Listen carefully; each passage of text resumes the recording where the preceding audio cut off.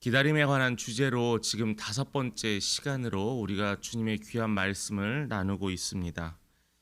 어, 영성 신학자이고 목회자인 헨리 나우엔의 묵상에 이러한 글이 있습니다.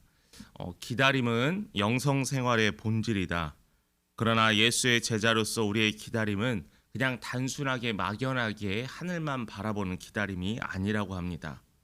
우리가 기다리는 것을 구체적으로 현실화하고 또한 그 약속을 붙잡는 기다림이 우리가 마음에 품은 기다림이라는 거죠. 그래서 우리가 그냥 마냥 바라보는 기다림이 아니라 적극적이고 한시도 우리가 늘 깨어 있으며 또한 그러며 기쁨에 찬 기다림이 하나님이 우리에게 명하시는 그 기다림이라고 이야기하고 있습니다. 우리는 어제 말씀에서도 하나님을 기다리면서 기억하고 기념한다라고 했습니다. 그리고 열심히 기다린다라고 했습니다. 그러면 오늘은 우리가 어떻게 기다리느냐? 바로 적극적으로 기다리는 우리 믿음의 성도님이 되시길 바랍니다. 우리의 목표는 우리의 삶에 관해 모를 때 하나님에 관해 아는 것이 우리를 아는 것이다라고 생각하는 게 더 좋을 것 같아요. 하나님께서 창세기를 통하여서 하나님께서는 당신의 형상에 따라 우리를 창조하셨다라고 이야기를 했습니다. 그렇다면 우리의 원창조의 우리의 모습은 하나님의 모습이었다라는 거죠. 하나님에 관해 아는 것이 이 놀라운 진리가 우리 안에서는 우리의 삶이 가져야 될 목표이고 배워야 될 분명한 사실이라는 것 여러분 기억하시길 바랍니다. 이것은 그냥 했으면 좋겠다의 문제가 아니라 우리에게 명령하는 것이에요. 본문 역시 다윗이 위기를 당하고 있을 때 기록한 시편의 시입니다. 그런데 다윗이 이렇게 기다릴 수 있었고 이런 어려운 환경에서 그가 하나님의 음성을 기다리며 하나님께 기도할 수 있었던 이 모든 힘의 근원은 믿음이었다라는 거예요. 믿음. 생명의 위협 가운데 여호와는 나의 반석이시오 나의 구주시오 내가 누구를 두려워하리오라는 이러한 믿음의 고백들, 또한 하나님의 선하심을 믿고 하나님이 나의 집에 영원히 거하리라는 이 믿음의 고백들, 이것이 다윗이 세상을 바라보거나 환경의 영향을 받지 않는 것이라서 이러한 고백을 하는 게 아닙니다. 다윗의 상황과 환경을 뛰어넘게 하는 그가 갖고 있는 하나님을 향한 신뢰와 믿음이 있었기 때문이에요. 내가 사망의 음침한 골짜기를 다닐지라도 내가 두려워하지 아니하는 것은 여호와를 믿는 믿음 때문이라는 거죠.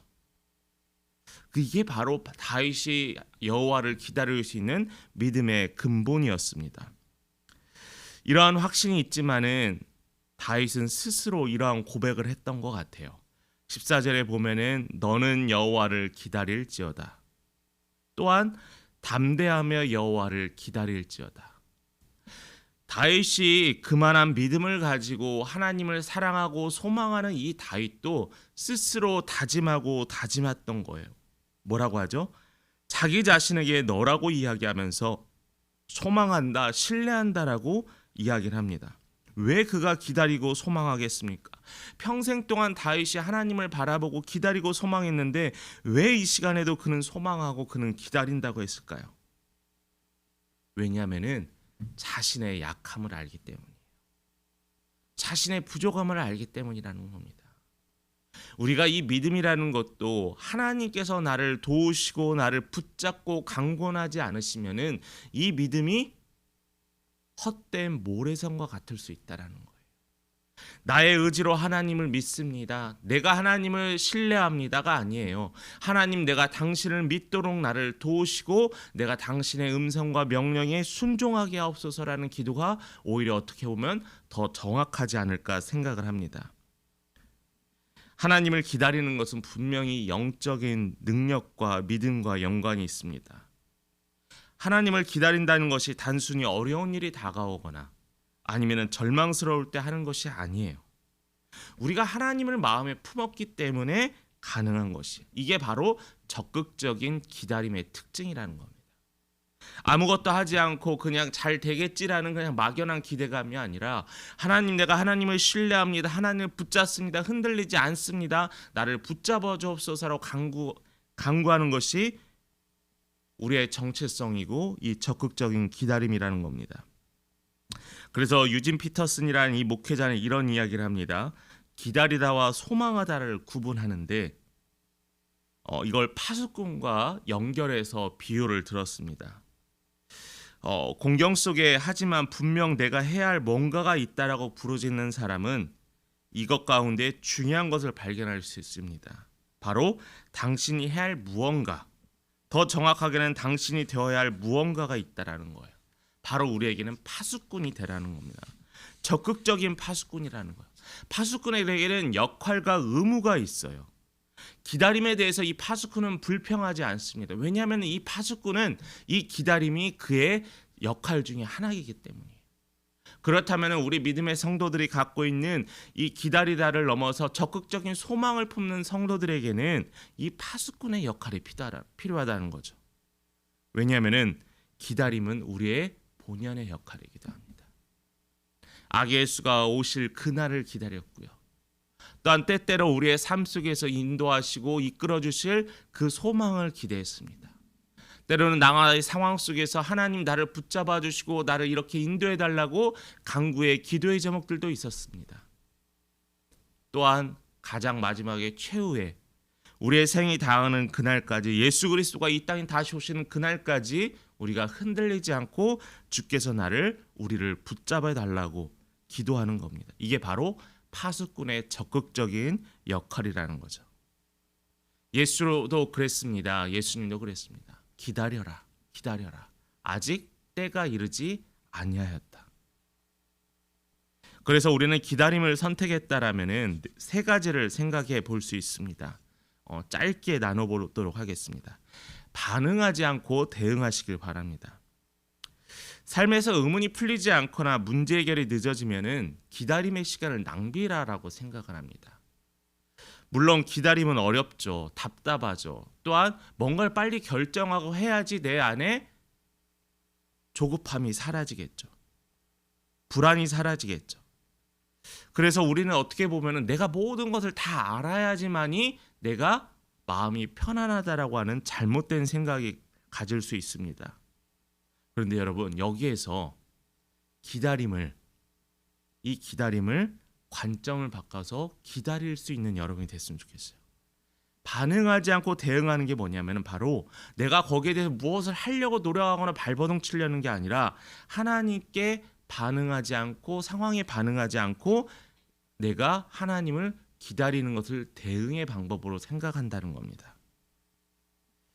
왜냐하면 섣부른 대응이 우리에게는 실수가 되고 이미 이야기했지만 우리에게 후회거리가 될 수 있기 때문이라는 거예요.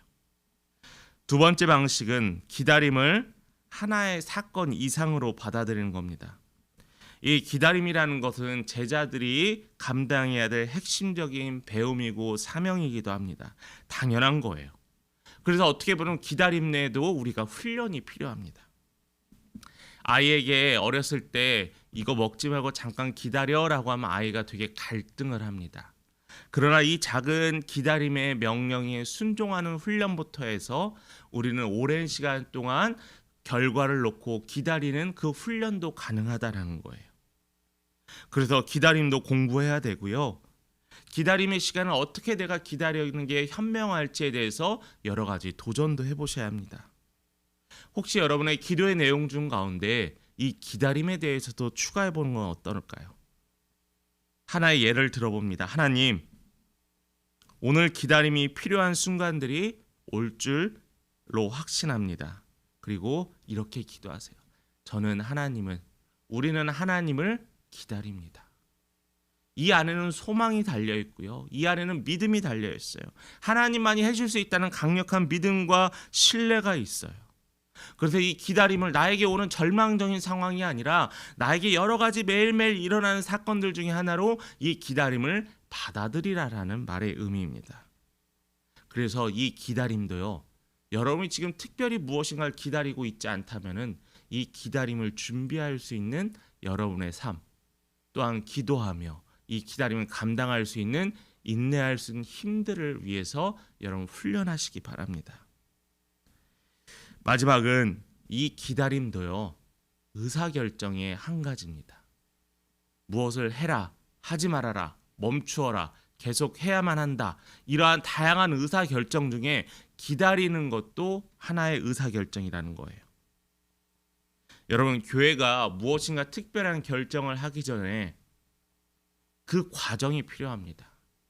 그 과정은 그냥 마냥 기다리는 것이 아니라 이때는 하나님께 기도하고 그 응답을 기다리는 거예요. 하나님께서 내게 마음을 주셨습니다. 하나님께서 누군가에게 특별한 마음을 주셨습니다. 가족의 구성원에 누군가에게 마음을 주셨어요. 그러나 이 마음을 통해서 하나님이 주셨다면 하나님께서 어떻게 구체적으로 이끄실지, 하나님이 더 나에게 확신시켜 줄지, 그 확신의 말씀을 기다려야 한다는 거예요. 우리가 하나님의 음성을 듣고 내가 새벽 예배에 기도하는 중에 갑자기 마음에 왔어요. 아, 하나님의 뜻이 이거구나. 바로 나의 삶이 즉각적으로 변하는 것, 저는 옳지 않다라고 생각을 합니다. 여러분이 실수하지 않기 위해서는 우리가 계속 체크를 해야 하는 거예요. 말씀을 통해서 체크하고요. 상황을 통해서도 보아야 되고, 때로는 사람을 통해서 확인도 해야 되고요. 또 하나님 나에게 한 번, 두 번 주신 그 말씀에 내가 들어야 한다는 거예요. 그러나 이것이 내가 내게로 돌아오라라는 그 명령의 회개의 말씀에 대해 이야기하는 게 아닙니다. 우리에게 특별한 결정을 해야 되는 가운데 우리의 믿음의 공동체는 주의 인도하심을 기다려야 한다는 거죠. 특별히 우리 교회 가운데 어떠한 큰 일을 결정할 때는 목회자 몇 명에게 주어지는 것으로 그들이 끌고 가는 것이 아니라 가장 필요한 것은 모든 성도들이 합심으로 기도하여 하나가 될 수 있도록 기도하는 게 그 기다림의 가장 큰 목적일 거라고 생각을 합니다. 급하지 않아요. 건축 빨리 결정하지 않는다고 우리가 놓치는 것 없습니다. 모든 성도들이 한 마음이 되어서 특별한 큰 것을 이루어내는 것이 오히려 하나님 보시기에 선한 일이라는 것인 것 같습니다. 저는 오늘 우리에게 적극적으로 기다린다라는 말의 의미가, 말씀의 제목이 내가 무엇인가를 해내는 것이 기다림이라고 생각하지만은, 우리가 이야기를 했지만 기다림은 어떻게 하면은 하나님의 음성을 적극적으로 기다리는 것 같습니다. 이것이 우리의 훈련의 시간이고요. 이 기다림의 끝에는 하나님의 응답이 분명히 있습니다. 왜냐하면 하나님 우리를 너무나 사랑하시거든요. 하나님 우리에게 무엇인가 이야기해 주고 싶거든요. 그 자체만으로 우리의 믿음에 너무나 큰 도움이 될 수 있습니다. 여러분, 하나님의 역사를 기대하십시오. 하나님의 역사를 경험하십시오. 하나님을 기다리고 선택하는 일을 우리가 더 적극적으로 감당하는 여러분이 되셨으면 좋겠습니다. 이제 여러분, 하나님의 인도와 주께서 우리에게 들려주신 하나님의 말씀을 적극적으로 기다리십시오.